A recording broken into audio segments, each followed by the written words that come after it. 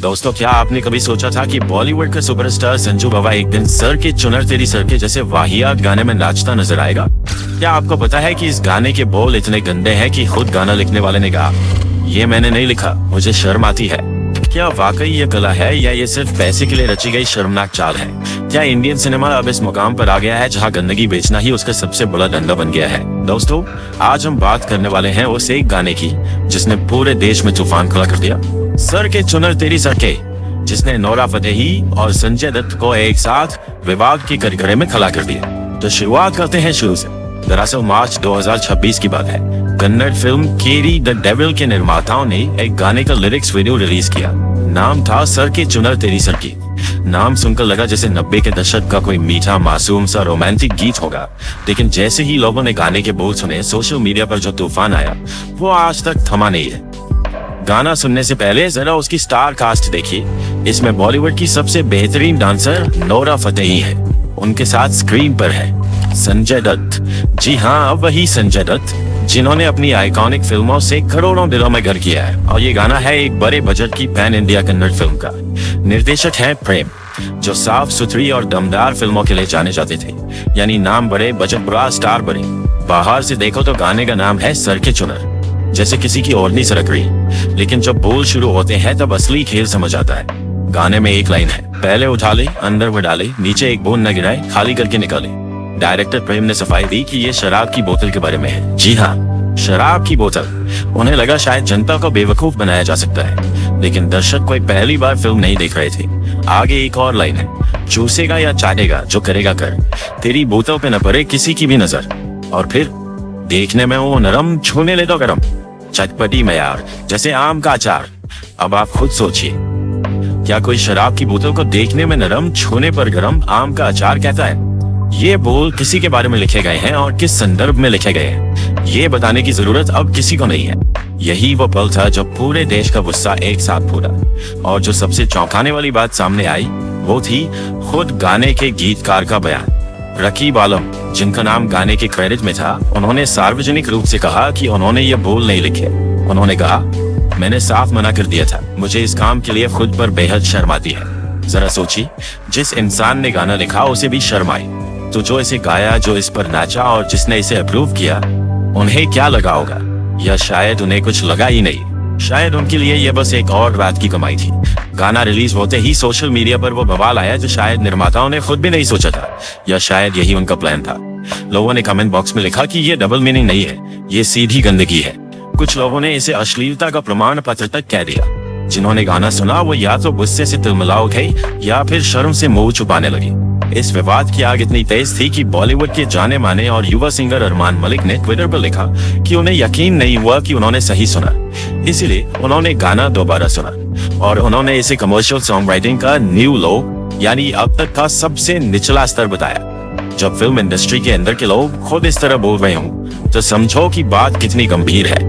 लेकिन मामला यहाँ नहीं रुका। अभिनेत्री और सांसद कंगना रनौत ने इस विवाद पर सीधे शब्दों में कहा कि इन फिल्मों ने वल्गैरिटी की सारी हदें पार कर दी है।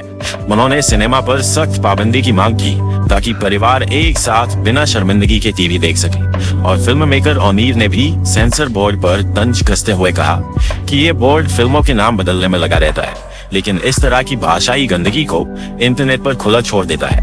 बात यहाँ तक पहुंची कि नेशनल ह्यूमन राइट्स कमीशन ने नोटिस जारी किया।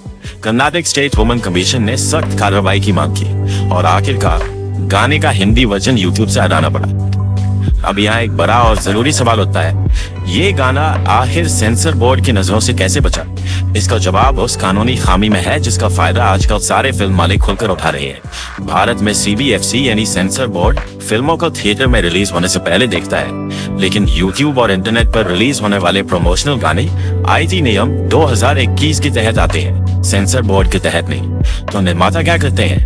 वो फिल्म रिलीज होने से हफ्तों पहले ही इंटरनेट पर ऐसे गाने डाल देते हैं। जब तक सेंसर बोर्ड कैंची चलाए तब तक ये करोड़ों मोबाइल फोन में पहुंच चुके होते हैं और सारा PR का काम हो चुका होता है। सर के चुनर का हिंदी वर्जन भी 14 मार्च 2026 को रिलीज हुआ। फिल्म अभी थिएटर में आई भी नहीं थी और विवाद का जो तूफान आया उसने फिल्म को उससे ज्यादा चर्चा दे दी जितनी किसी बड़े ट्रेलर से भी नहीं मिलती। और यही तो असली प्लान था। यही है आज के जमाने का नया फॉर्मूला।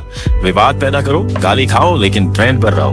लोग भड़कें, गुस्से में शेयर करें, न्यूज चैनलों पर डिबेट हो, सब मिलाकर मुफ्त का प्रमोशन फिल्म इंडस्ट्री में एक अनकहा सूत्र बन गया है।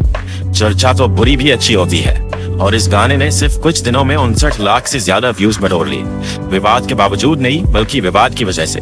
नोरा फतेही एक पॉपुलर और बेजोड़ डांसर है, ये बात कोई नहीं नकार सकता। दिलबर, साकी साकी जैसे गानों में उन्होंने अपने टैलेंट से पूरी दुनिया को चौंका दिया।